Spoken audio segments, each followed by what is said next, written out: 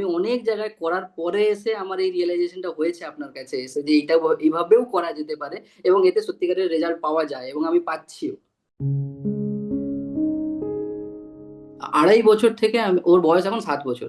তো আমি 2.5 বছর থেকে আমি থেরাপি করিয়েছি, কিন্তু আমি কোনো রেজাল্ট পাইনি। মানে আমি যেরকম দেখেছি প্রথমে, তারপরে আমি মানে 6 মাস আগে পর্যন্ত গ্রোথ, সেই জিনিস গ্রোথ কিছুই ছিল না। তো এবার তাতে না কোনো আই কন্ট্যাক্ট ছিল, না কোনো নেম রেসপন্স ছিল, না কোনো মানে ইমোশন ছিল, না কিছু বুঝতো। খাবার খাওয়া মানে খাবার খিদে পেলেও কিছু বলতে পারতো না, এরকম জিনিসটা ছিল। তো এখন আমি যেটা জিনিসটা আমি বলছি যে ফার্স্ট ওর মধ্যে ইমোশন, ইমোশন এখন আছে। ইমোশন জিনিসটা ও বুঝতে পারে যে আমার কোনটা মানে আমি ইয়ার্কি করে বলছি, কোনটা আমি রেগে বলছি, কোনটা মা রেগে বলছি যে হ্যাঁ, যে আমি এটা দেবো না, আর আমি এটা তোমাকে দেবো না, আর আমি এটা তোমাকে দেবো না, এই দুটোর মধ্যে ডিফারেন্স জানে। ঠিক আছে, এবার তোমাকে কোনটায় হাসতে হবে, কোনটায় আমাকে চুপ করে বসে থাকতে হবে, সেই জিনিসটা ও জানে। যে মা এখন রেগে গেছে, এখন কিচ্ছু বলা চলবে না, কি মানে এরকম কিছু হয়তো করেছে, যে হয়তো কিছু একটা টানছে, তখন বলছে না তুমি হয়তো টানো না, তখন বলছে যে তখন জিনিসটাও বুঝতে পারছে যে হ্যাঁ আমাকে মানে এই জিনিসটা আমার করা উচিত না, করলে খারাপ হবে, নিজের ক্ষতি হতে। দ্বিতীয়, আগে কি করতো, আগে ও বাড়িতে একটা যে কোনো একটা জায়গাতে বসে থাকতো চুপচাপ, মানে কিছু দরকার নেই, ওর বই নেবে, বই নিয়ে চুপচাপ বসে থাকতো। বাড়িতে কি হচ্ছে না হচ্ছে, কেউ আছে বাড়ি থেকে সবাই চলে গেছে, দেখার দরকার নেই।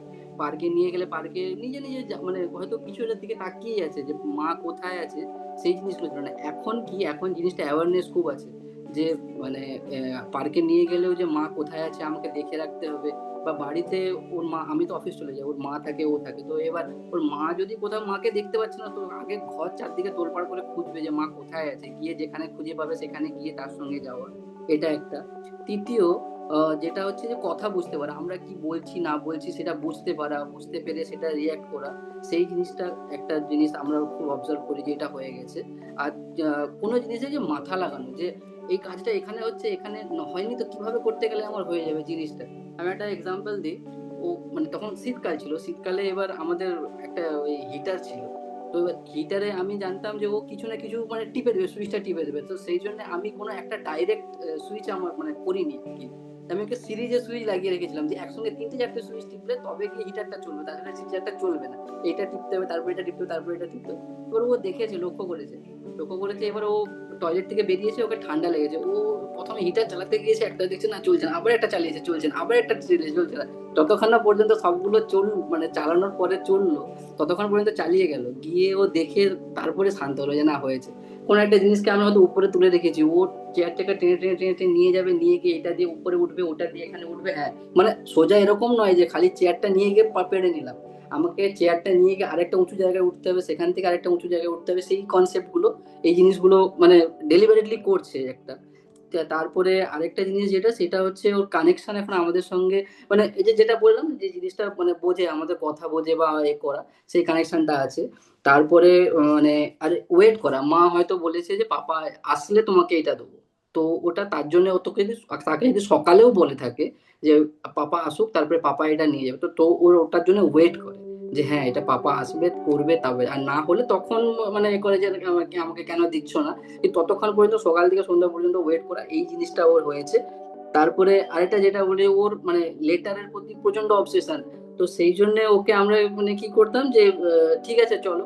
তো মানে ওর আরেকটা জিনিস আমরা যেটা দেখেছি, ও প্রথম প্রথম আমরা বুঝতে পারতাম না, ও কি করতো, ও লেটার নিয়ে হয়তো 2 বা 3টে লেটার নিয়ে ঘুরে বেড়াচ্ছে।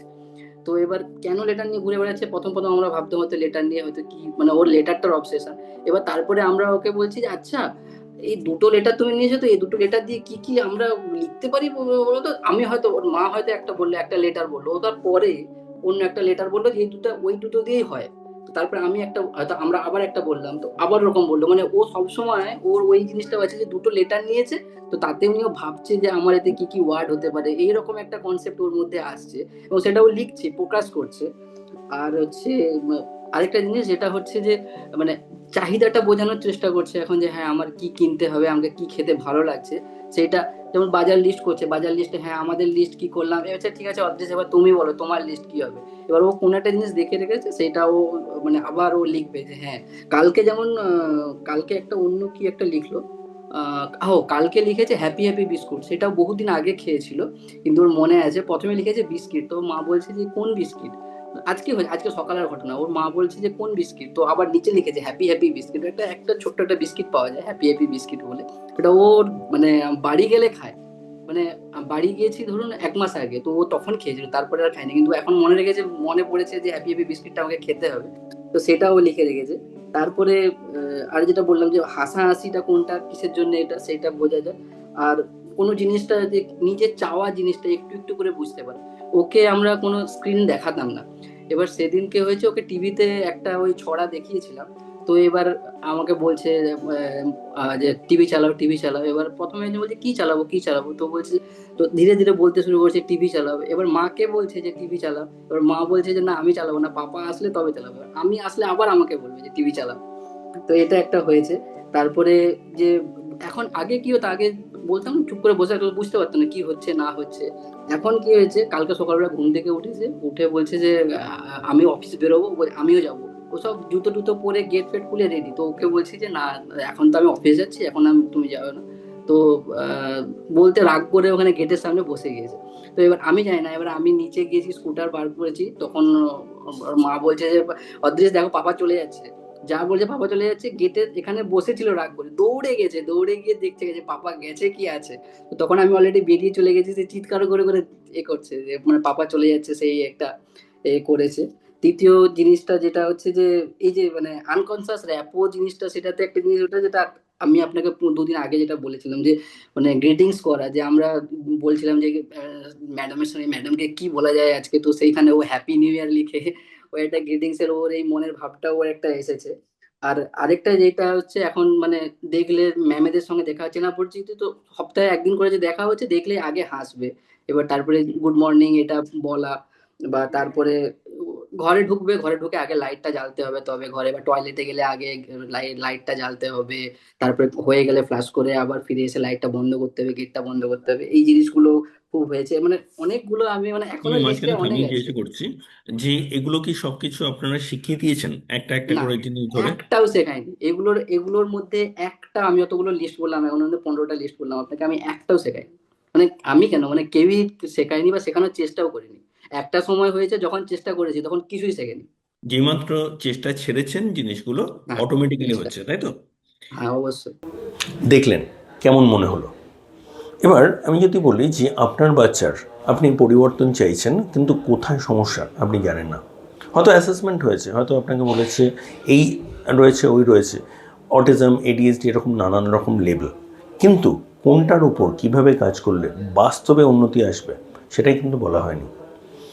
আমরা আজ বেশ কিছু ডেভেলপমেন্টাল ড্রাইভার্স আইডেন্টিফাই করেছি যেখানে কাজ করলে উন্নতি সম্ভব, এবং সেটা আপনাকে ধরিয়ে দিতে চাইব।